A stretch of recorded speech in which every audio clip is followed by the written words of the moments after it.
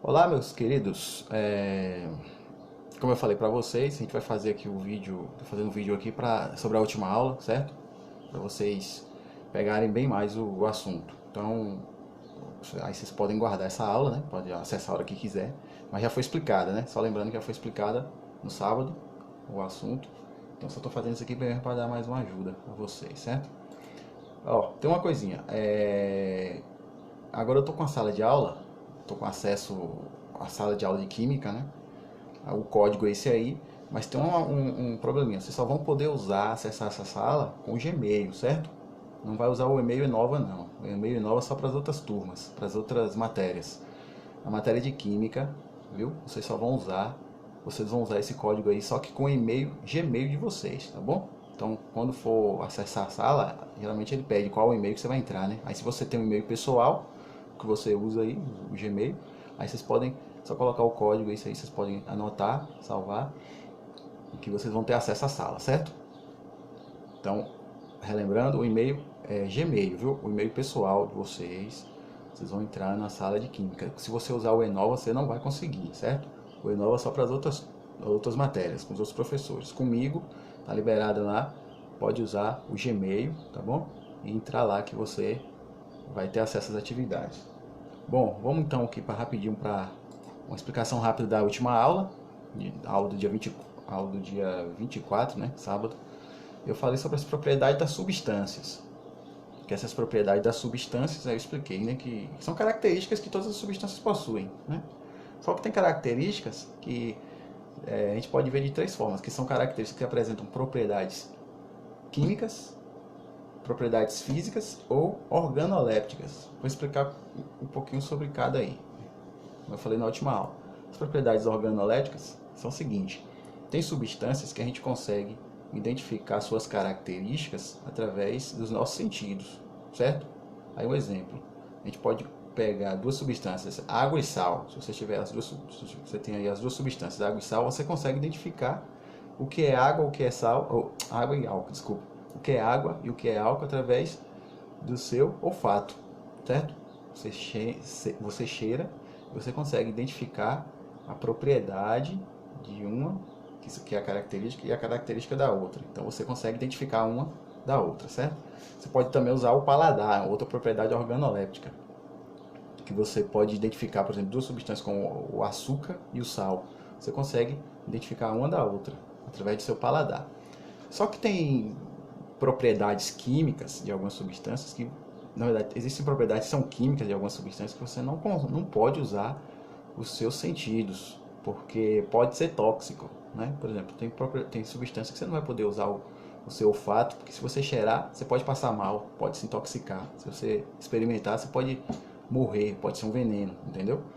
Então essas propriedades químicas são aquelas relacionadas a substâncias químicas, como vocês estão vendo aí. Corrosão, tem substância química que ela tem essa propriedade de corroer, oxidação, efervescência, essa capacidade de formar bolhas, explosão, a combustão e etc. Então essas são as propriedades químicas. E também existem as propriedades físicas que dizem respeito às características que não dependem de transformação em outra substância, como vocês já sabem, né? A gente já explicou nas últimas aulas aí. Todas as propriedades, as transformações químicas são aquelas em que há a ocorrência de novas substâncias, aparecem novas substâncias, e as físicas não aparecem novas substâncias, né? Por exemplo, uma lata que amassou simplesmente o físico dela, continua sendo lata, as mesmas composições. Um prego que enferruja, ganhou substância, surgiu novas substâncias ali, que foi a reação da oxidação, certo? Então é uma transformação química. A gente vai falar mesmo hoje na aula sobre densidade, que é uma propriedade física. E aulas futuras a gente vai falar sobre temperaturas de fusão e temperatura de ebulição. Bom, sobre a densidade, aí a característica de densidade aí, vou colocar aqui. A densidade é a concentração de matéria num determinado volume. A densidade é a seguinte: ela pega a grandeza, é um cálculo que faz. Vocês vão ver daqui a pouco para que serve esse cálculo, para que se usa, mas é um cálculo que leva em consideração a massa, que é o peso do material, e o volume que ele ocupa, certo? Aí você dá um cálculo que vai indicar um valor que vai ser aplicado, por exemplo, em alguma coisa, certo? Vamos lá. A densidade, ela usa a massa sobre volume, viu? É a grandeza indicada por centímetro cúbico, pode ser tanto em centímetro cúbico ou em grama por mililitro. As duas pode ser essa resposta, certo? Vamos lá ver um exemplo aqui de aplicação. Ó, aí você tem um exemplo, 3 copos com ovo, né? Digamos assim. Digamos que o ovo é o mesmo para todos. Aí você tem água sem sal que você tem aí o ovo que ele afunda, certo? A densidade do ovo é maior. Geralmente a água vale 1, certo? A densidade da água vale 1. Então tudo que for acima de 1 afunda. Tudo que for abaixo de 1 boia. Nesse caso o ovo é acima de 1, a densidade dele, pega a massa pelo volume que ele ocupa, dá mais de 1. 1 grama por ml, ou 1 centímetro cúbico, 1 grama por centímetro cúbico. E depois adicionou sal. Aí quando se adicionou o sal, aumentou a densidade da água. Então ela passou a resistir mais. E você vê que o ovo boia. Tá vendo? A densidade do ovo não é mais agora suficiente para quebrar a densidade da água. Então o ovo boia, nesse caso aí. Então a densidade é isso. Você faz esse cálculo de massa sobre volume para dar um valor que vai ser usado para determinar alguma grandeza.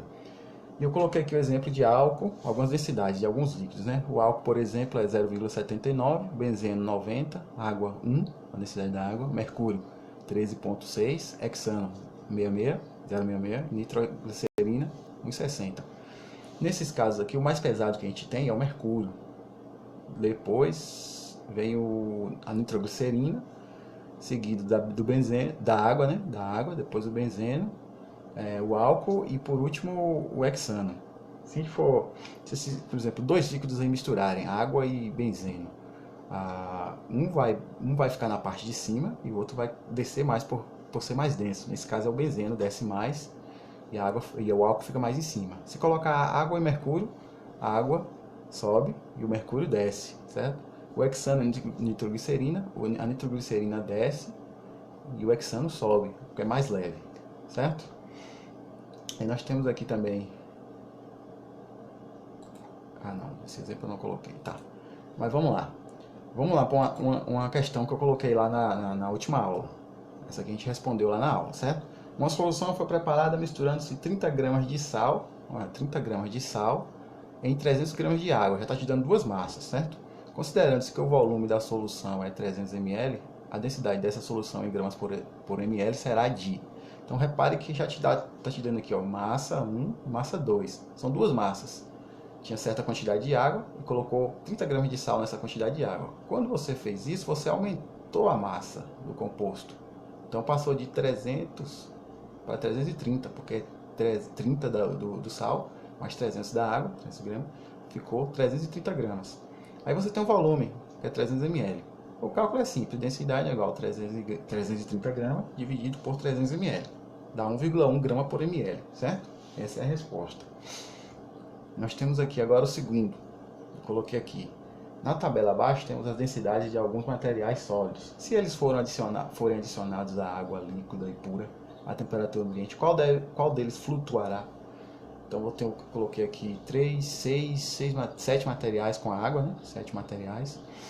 Vamos considerar aqui que a água vale 1 grama por centímetro cúbico, a densidade da água, 1 grama por centímetro cúbico. Então o pau-brasil, eu marquei de vermelho aqui, é o elemento que vai boiar. Ele vai boiar porque a densidade dele é menor que a água, é 0,4 e a água vale 1. Nesse caso, o pau-brasil é mais leve do que a água, então flutua.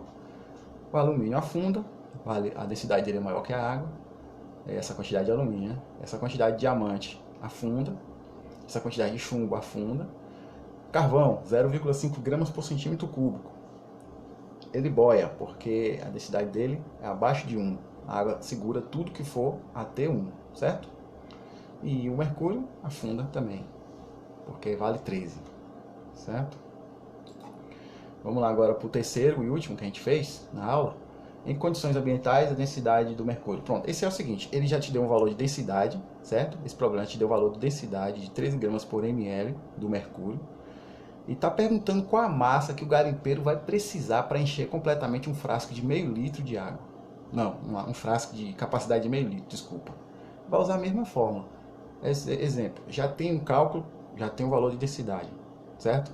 O valor de densidade do mercúrio. Aí vai estar perguntando qual é a massa que o garimpeiro vai precisar para encher completamente meio litro. Qual a massa do mercúrio? Que quantidade de massa de mercúrio vai precisar para preencher meio litro de volume? Aí você tem aqui, ó, a massa eu estou precisando, né? Por isso está em interrogação. Densidade já estou dando 13 gramas por ml. E meio litro transformando em número dá 500 ml, certo? 1 litro corresponde a 1000 ml, meio litro 500 ml. Então, eu vou usar a mesma fórmula aqui, ó. A diferença é que eu já tenho 13, certo? Igual a massa que eu não tenho, dividido por 500 ml, que é o volume. Então, eu passo o valor que está dividindo aqui, que é o 500 ml, para cá multiplicando. Então, ficou 13 gramas por ml vezes 500 ml é igual a massa. Massa vai ser esse multiplicado por esse, 6.500 gramas, certo? Então, essa é a massa que o garimpeiro precisa para encher meio litro de um recipiente de meio litro, em que a densidade do mercúrio é 13 gramas por ml, certo? Todos usei a fórmula, vocês vão poder usar a fórmula também. E aí a questão do exercício, certo? Página 25, questões de 17 até 17, 18, 19 e a 22ª questão também. Só essas aí que vocês vão responder. Aí eu coloquei que vocês vão passar para o meu e-mail, mas aí quem não conseguir entrar no Google Sala, quem não conseguir fazer a entrada lá, certo?